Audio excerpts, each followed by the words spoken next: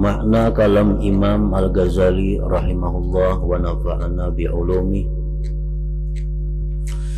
maka wajiblah bagi setiap hamba yang mencintai Allah, maka wajiblah bagi setiap hamba yang cinta kepada Allah, wajib bahwa ia membenci pada orang yang dibenci oleh Allah, memurkai orang yang dimurkai Allah, dan memusuhi orang yang dijauhkan oleh Allah dari hadratnya. Nah, itu kesimpulan daripada pembicaraan yang sebelumnya tentang benci terhadap maksiat dan ridha terhadap ketentuan Allah. Kesimpulannya bahwa setiap orang yang mencintai Allah, maka dia wajib membenci orang yang dibenci oleh Allah, murka kepada orang yang dimurkai Allah, dan memusuhi orang yang dijauhkan oleh Allah dari hadratnya. Orang-orang kafir itu orang yang dimurkai Allah. Nah, maka kita pun wajib murka kepada mereka itu. Orang-orang yang fasik, yang zalim, itu orang yang dibenci oleh Allah. Maka kita pun wajib membenci mereka itu karena mereka dibenci oleh Allah. Meskipun terpaksa dengan pemaksaan dan kemampuannya untuk memusuhi dan menyalahinya, sekalipun orang yang kafir itu dipaksa oleh Allah jadi kafir, karena seseorang itu kada berdaya untuk jadi kafir. Kalau tidak dikehendaki oleh Allah, dia itu kafir. Nah, orang yang zalim itu dia tidak berdaya berbuat zalim kalau itu tidak dikehendaki oleh Allah. Orang yang fasik, mereka tidak berdaya berbuat dosa kalau itu tidak dikehendaki oleh Allah. Nah, walaupun demikian, tetap kita disuruh membenci mereka. Sebabnya apa? Karena Allah benci kepada mereka itu.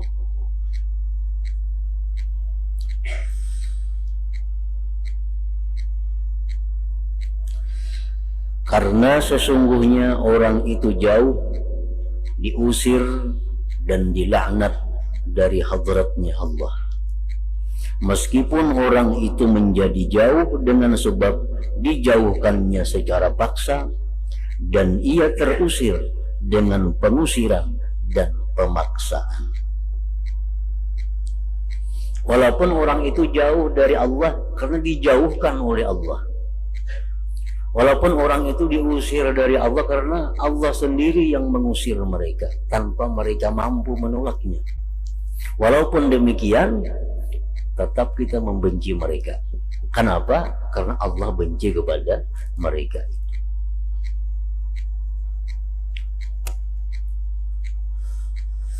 Orang yang dijauhkan dari derajat dekat kepada Allah, semestinya bahwa ia dimurkai. Orang yang dijauhkan dari derajat dekat kepada Allah, orang fasik, orang yang zalim, orang yang ingkar kepada Allah, kafir, itu orang yang dijauhkan dari Allah. Semestinya bahwa ia dimurkai, dibenci oleh semua orang-orang yang mencintai Allah Subhanahu wa ta'ala. Karena mensesuai bagi orang yang dicintai, yaitu Allah. Dengan menampakkan kebencian atas orang yang dinampakkan oleh orang yang dicintai, yaitu Allah, akan kebencian atasnya dengan menjauhkannya Allah terhadap mereka tadi daripada hadratnya.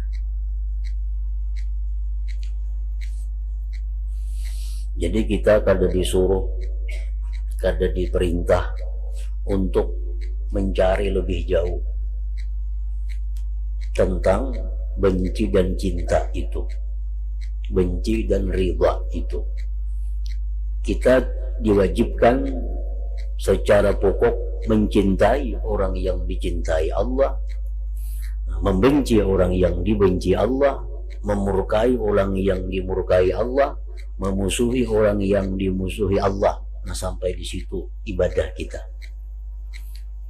Mengenai masalah bahwa bagaimana dia itu bisa kafir kalau kada dikehendaki oleh Allah, nah kita kada disuruh mencari sampai ke sana, kada disuruh meneliti sampai ke sana.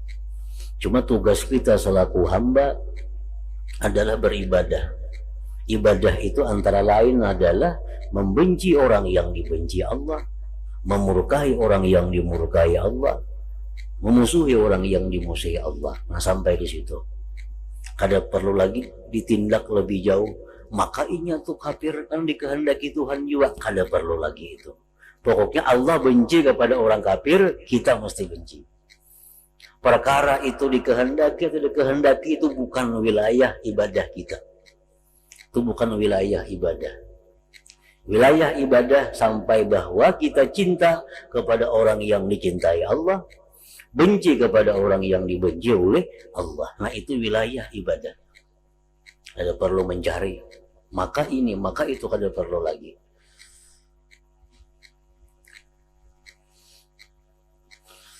Maka dengan ini tetaplah semua apa yang telah diterangkan di dalam hadis-hadis daripada benci karena Allah dan cinta karena Allah, keras terhadap orang-orang kafir dan bersangatan murka kepada mereka, beserta ridha dengan qada Allah Ta'ala dari segi bahwasanya itu adalah qada Allah Azza wa Jalla.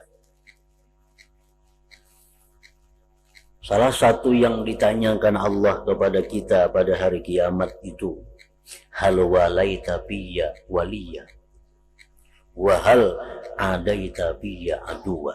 Ini salah satu yang ditanyakan Allah kepada manusia pada hari kiamat. Wa hal walaita fiyya waliya. Ya Tuhan, adakah pernah engkau mengasihi orang yang aku kasihi?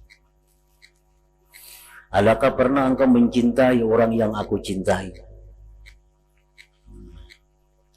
Yang kedua, adakah pernah engkau membenci orang yang aku benci? Adakah engkau pernah memusuhi orang yang aku musuhi? Nah, itu salah satu yang jadi pertanyaan setiap manusia di akhirat di hadapan Allah Subhanahu wa Ta'ala.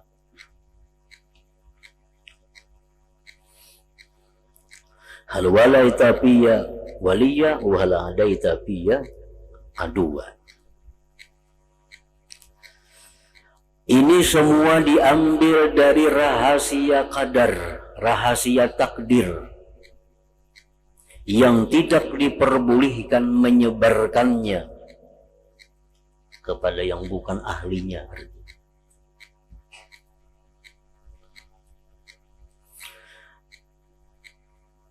Bahwasanya kejahatan dan kebaikan itu keduanya masuk pada kehendak dan iradah dari Allah Subhanahu wa Ta'ala.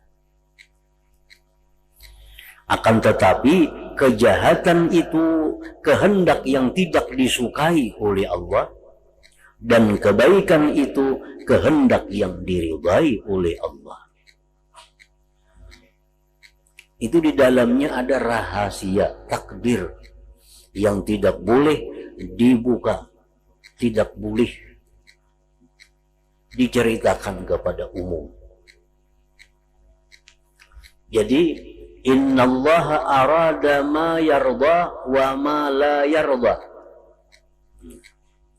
Allah itu menghendaki sesuatu yang dia ridai dan sesuatu yang dia tidak meridai. Allah itu menghendaki sesuatu yang dia senangi dan sesuatu yang dia tidak menyenangi. Nah, itu Allah menghendaki sesuatu yang dia ridha dan Allah menghendaki sesuatu yang dia tidak ridha. Wala ya'muru illa ma yarda, tetapi Allah tidak menyuruh kecuali yang dia ridhai. Nah, itu di dalam itu ada rahasia takdir nang kada boleh dibuka. Rahasianya apa? Kenapa? Nah, itu kada boleh. Kenapa Allah itu bisa menghendaki nang inya kada katuju? Nah, itu ada rahasianya.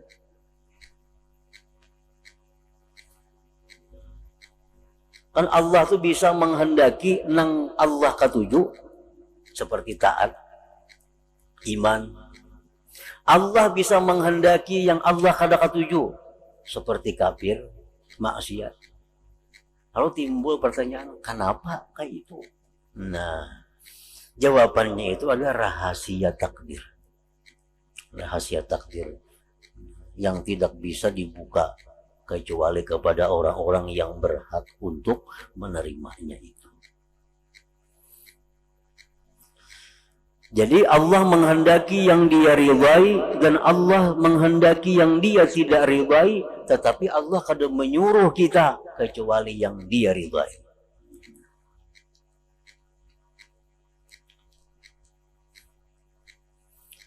Sekilas kita ambil contoh.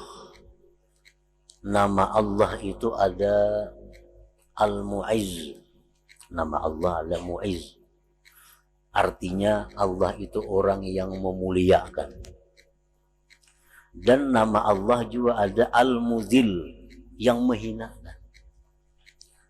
Jadi nama Allah itu ada yang memuliakan, ada nama Allah Al-Muzil, yang menghinakan.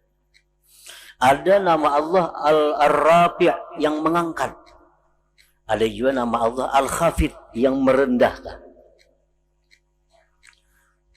Nah, nama Allah yang itu bisa berfungsi kalau ada taat dan maksiat.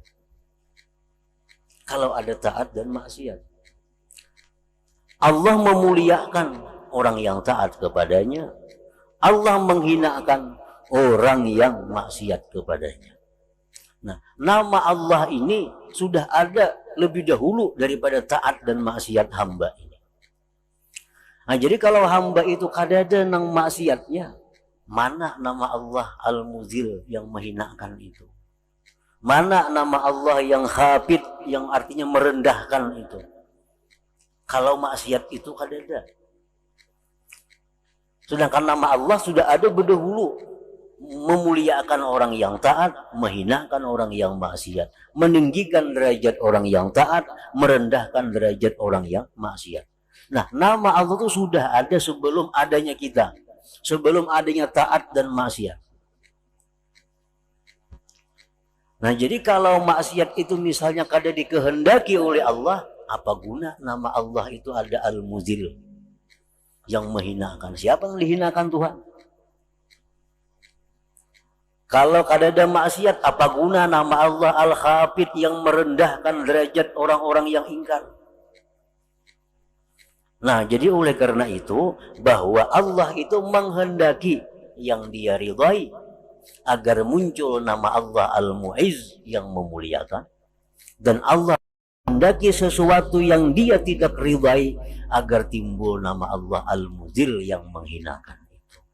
Nah, itu antara lain mukaddimah daripada rahasia takdir yang kada boleh dibuka itu. Itu mukaddimahnya. Nah, ini sudah di luar daripada wilayah ibadah. Kita kada perlu tahu itu, kada dituntut, kada disuruh, mungkin kita kada tahu itu kada berdosa artinya. Nang kita dituntut oleh Tuhan, cintai orang yang dicintai Allah. Orang-orang saleh, orang-orang taat, orang-orang baik. Musuhi orang yang dimusuhi Allah, orang kafir, orang fasik, orang zalim. Nah, itu wilayah ibadah kita yang wajib kita laksanakan. Di belakang itu Allah kadang menuntut kita. Artinya apa? Allah kadang mewajibkan kita untuk mencarikan apa itu kadang ada dituntut oleh Allah.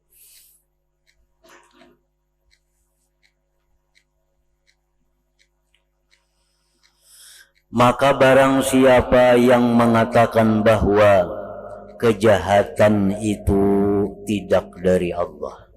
Nah, siapa yang mengatakan bahwa kejahatan itu tidak dari Allah? Ujarnya, kejahatan itu pada dikehendaki Allah. Nah, maka ia jahil. Ia jahil. Berarti itu membatasi, melemahkan kekuasaan Allah. Berarti di alam ini banyak kejadian-kejadian yang tidak dikehendaki Allah. Kan mustahil. Berarti di alam ini banyak kejadian yang kada dikehendaki oleh Allah. Berarti Allah itu lemah. Buktinya apa? Banyak maksiat. Nah, kalau kita berpendapat bahwa maksiat itu kada kehendak Allah, itu kita melemahkan Allah. Berarti uyuh bana Tuhan. Banyak banget kejadian-kejadian yang kada dikehendaki. Siapa yang mengatakan bahwa kejahatan itu tidak dari Allah, maka ia jahil.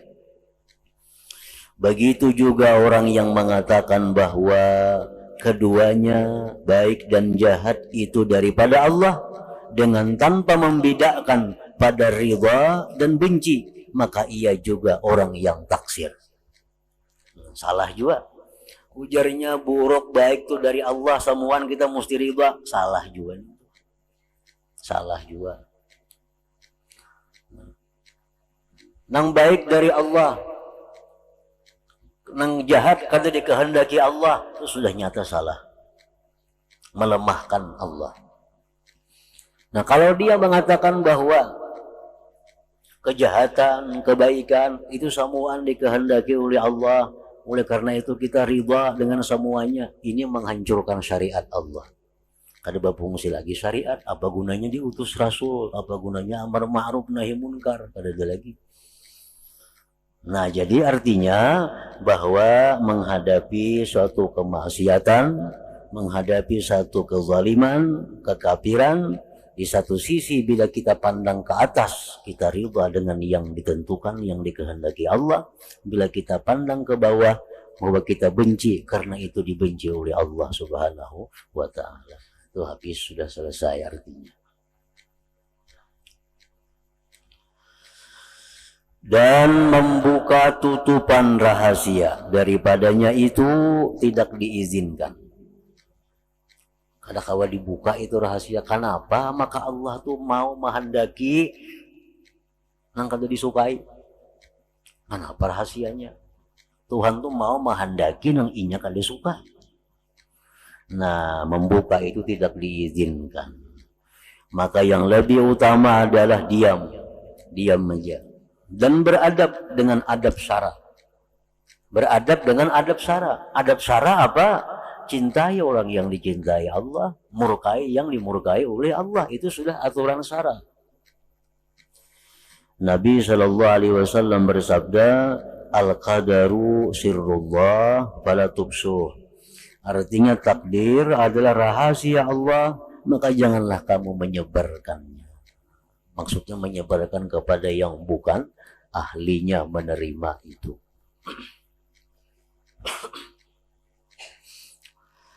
Dan yang demikian itu berhubungan dengan ilmu mukasyafah. Kalau sudah membuka takdir, itu sudah bagian ilmu mukasyafah. Sedangkan kita kata dituntut untuk mempelajari ilmu mukasyafah. Kita dituntut mempelajari ilmu muamalah. Dan maksud kami sekarang menerangkan kemungkinan mengenai sesuatu yang mana makhluk mengerjakan ibadah dengannya. Mencintai orang yang dicintai Allah, ibadah. Memusuhi orang yang dimusuhi Allah, ibadah. Nah, ingat situ. Daripada mengumpulkan antara ridha dengan qada Allah Ta'ala dan sangat benci terhadap perbuatan-perbuatan maksiat, serta bahwasanya perbuatan-perbuatan maksiat dari qada Allah Ta'ala. Maka sungguh jelaslah tujuan tanpa memerlukan kepada membuka rahasia takdir padanya.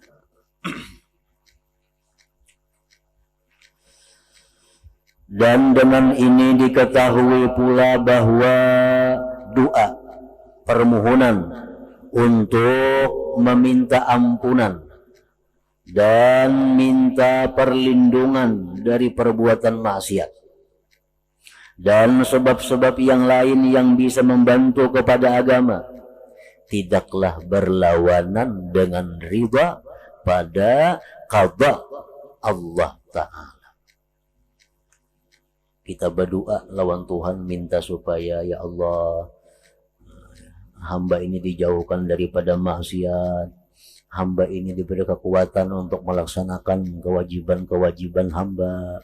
Nah, kita berdoa itu kada berlawanan dengan riba. Kada berlawanan dengan riba. Karena sesungguhnya Allah Ta'ala menjadikan ibadah akan hamba-hambanya dengan doa. Karena doa itu disuruh oleh Allah. Doa itu disuruh oleh Allah. Dan setiap Allah menyuruh, pasti Allah meridai. Li'anna Allah la ya'muru illa ma yarda. Karena Allah tidak menyuruh kecuali yang Dia ridai. Nah, kita berdoa disuruh oleh Allah, berarti doa itu diridai oleh Allah. Setiap yang diridai oleh Allah pasti kada berlawanan dengan ridha kepada qada Allah Ta'ala tadi. Supaya doa itu menjadikan mereka pada bersihnya mengingat zikir, khusyuk hati, dan halusnya merendahkan diri. Dan adalah yang demikian itu menjadikan kecemerlangan hati kunci bagi kasab dan sebab bagi berturut-turutnya tambahan kelemah lembutan dari Allah Subhanahu wa Ta'ala. Nah, jadi kita berdoa dengan doa yang baik. Nah, kita berdoa sesuai dengan doa yang diajarkan Allah. Kita berdoa sesuai dengan doa yang diajarkan Rasulullah. Kita berdoa sesuai dengan doa yang diajarkan para aulia Allah. Nah, kita berdoa itu kadang melawan dengan riba. Kenapa? Karena berdoa itu diperintah oleh Allah. Karena berdoa itu diperintah, itu aja alasannya. Kita garing, ya Allah sihatakan hamba. Itu kadarida kalawan garing, bukan kadarida. Berdoa ini disuruh Allah. Kada ada urusan rida, kadarida. Pokoknya aku berdoa ini disuruh oleh Allah, dan Allah kada menyuruh kecuali yang Dia ridai. Asal doanya doa nang diajarkan doa Al-Quran, kan di Quran cukup macam-macam doa. Doa yang diajarkan nabi-nabi, doa yang diajarkan para aulia, nah itu doa itu pasti bagus. Kalau doa-doa nang ulahan saurang itu belum tentu baik. Doa-doa nang karangan saurang, doa nang kehendak saurang itu belum tentu baik. Belum tentu sesuai dengan apa yang diridhai oleh Allah. Jadi berdoa kada berlawanan dengan ridha. Asal doanya doa yang sesuai dengan ajaran Allah. Sebagaimana bahwa membawa cangkir dan meminum air tidaklah berlawanan bagi ridha dengan qada Allah Ta'ala pada haus. Kita kehausan, haus. Kalau kita ambil cangkir, minum, itu bukan berarti kada riba dengan haus. Itu kematian manusia. Itu dianggap maksiat. Bila kita tuh haus, minum, berarti kada rida lawan takdir Tuhan, haus, kematian manusia. Tetapi bahwa kita haus, lalu kita ambil banyu, minum, itu kada berlawanan dengan rida. Kada berlawanan dengan rida.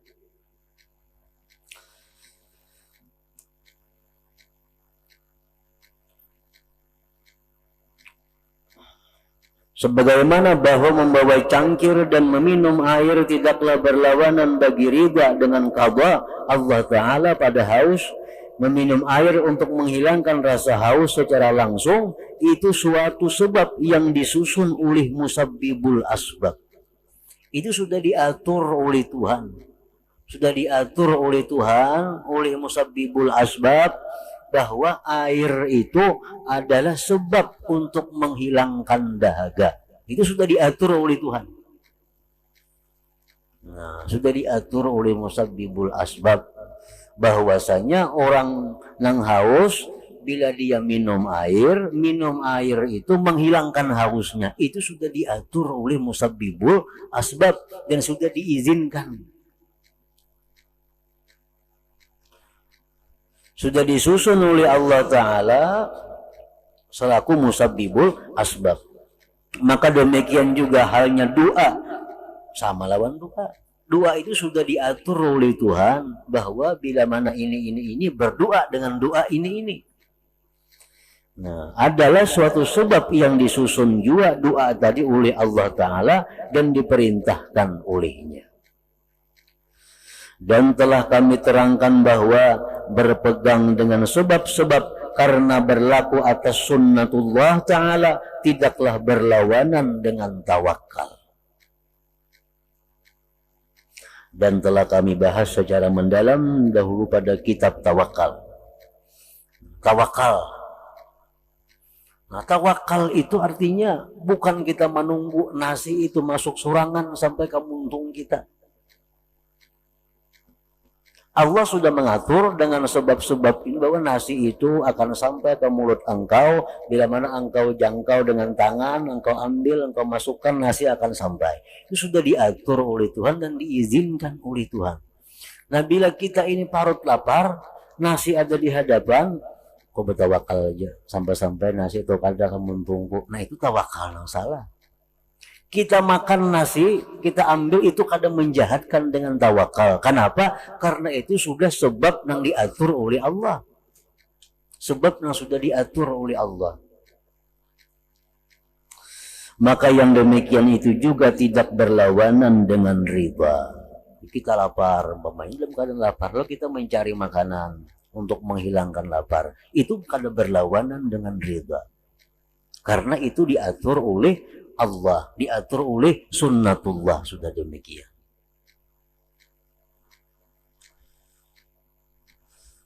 Karena sesungguhnya ridha itu suatu makam yang erat dengan tawakal dan yang berhubung dengannya tawakal tadi. Tetapi menampakkan keluh kesah dari cobaan Allah dalam bentuk mengadu dan mengingkarinya di hati atas Allah Ta'ala adalah berlawanan dengan Allah, dengan riba. Kita mendapatkan sesuatu yang kita kada nyaman, satu musibah, satu penyakit, satu apa, lalu kita mengeluh, lalu kita mengadu-ngadu lawan makhluk Allah. Nah, itu berlawanan dengan riba, berlawanan dengan riba. Dan mengingkarinya dengan di hati atas Allah Ta'ala. Di hati ada perasaan kada nyaman mendapat musibah ini, lalu mengeluh, mengadu-ngadu ke sana kemari. Nah, ini sudah berlawanan dengan riba. Itu ngarannya kada riba. Dan menampakkan bala cobaan Allah Ta'ala atas jalan syukur dan membuka dari kudrat Allah Ta'ala, itu tidaklah berlawanan dengan riba. Kalau kita membuka penyakit-penyakit kita tetapi menampakkan kesyukuran, itu ngarannya kada berlawanan dengan riba. Wah, aku ini penyakit banyak, penyakitku ada ini, ada itu, tapi aku alhamdulillah malam tetap bangun jam 2 umpama. Nah, itu kada bertentangan dengan riba. Itu menampakkan kesyukurannya. Nah, itu kada apa-apa itu.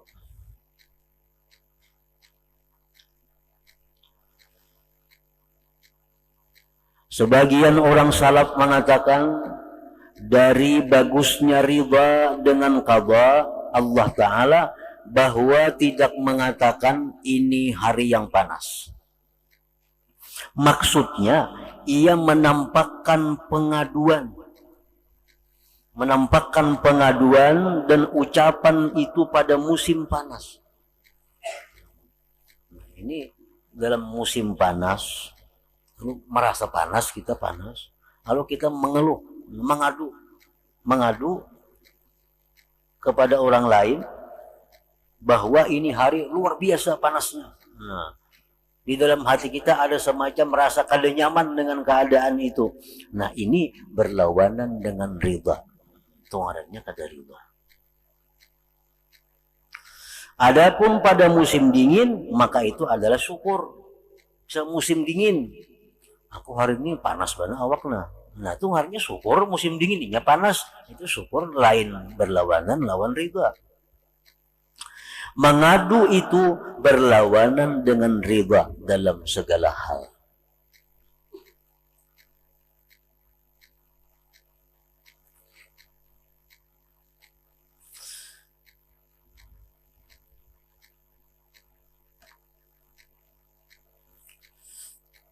Sebagian ulama mengatakan at-tahaddus bil auja',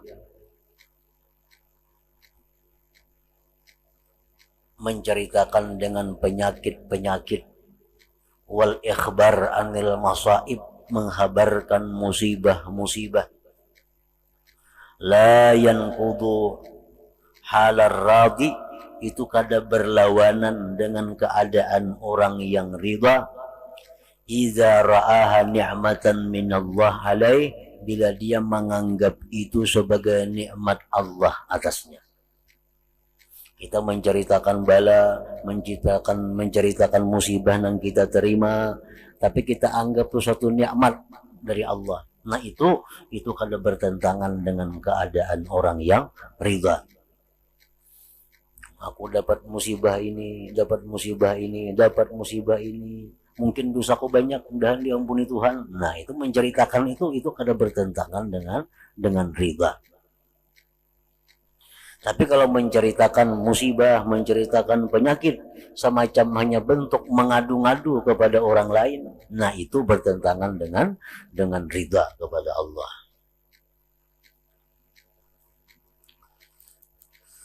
Imam Abu Ali mengatakan, laisar ridha an la tahissa bil bala, innamar ridha an la ta'tarid 'alal hukmi wal qadha. Ridha itu bukan kada merasa dengan bala. Nah, ridha itu bukan kada merasa lawan bala. Artinya orang yang ridha itu sakit juga. Sakit bukan kada merasa sakit, kada. Orang yang ridha itu bukan orang yang kada merasa dengan bala. Tetapi ridha itu adalah bahwa engkau tidak mengeritik, tidak ada rasa keberatan atas ketentuan dan hukum Allah Subhanahu wa ta'ala. Nah, itu bila hati kita ini kada ada mengeritik, bila hati kita ini kada ada keberatan dengan apa yang ditentukan Allah, itu ridha ngarannya. Perkara sakit tetap sakit. Jadi kada harus misalnya ngaran ridha itu mesti kada merasa sakit, kada sampai ke itu. Orang yang merasa sakit bisa dikatakan ridha, tetapi hatinya kada mengeritik, kada keberatan dengan apa yang ditentukan oleh Allah Ta'ala.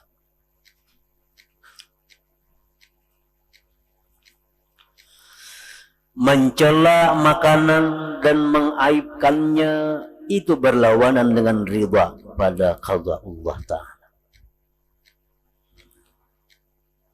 Karena mencela ciptaan itu sama halnya dengan mencela penciptanya. Mencela, makanannya kada nyaman lalu. Itu berarti orang yang tidak ridha dengan Allah. Mencela makanan. Mencela makanan berarti mencela orang yang menciptakan makanan itu. Yang menciptakan adalah Allah Subhanahu wa ta'ala. Berarti kada ridha dengan penciptaan Allah. Mencela makanan dan mengaibkannya itu berlawanan dengan ridha pada qada Allah Ta'ala, karena mencela ciptaan itu sama halnya dengan mencela penciptanya. Nabi kita kalau disuruhi makanan, dirasai sidin kada nyaman, sidin tinggalkan. Tapi mulut sidin kada bertutur kalimat-kalimat yang mengatakan makanan itu kada nyaman. Misalnya kada nyaman, harus dimakan, jangan sampai mengucapkan kalimat-kalimat yang mengatakan bahwa ini kada nyaman. Karena itu berarti kada ridha dengan takdir Allah, kada ridha dengan qada Allah. Ucapan dari seseorang yang mengatakan kefakiran adalah cobaan dan ujian. Jadi hidupnya fakir, hidupnya nih miskin. Lalu di hatinya nih, Allah nih menguji aku nih. Nah, ucapan seperti itu berlawanan dengan ridha kepada Allah. Tanggungan itu menyusahkan dan memayahkan. Aku nih banyak tanggungan. Aku ini banyak nang kupikirakan, aku ini banyak nang kuungkusi. Nah, itu ucapan-ucapan orang yang keluh kesah.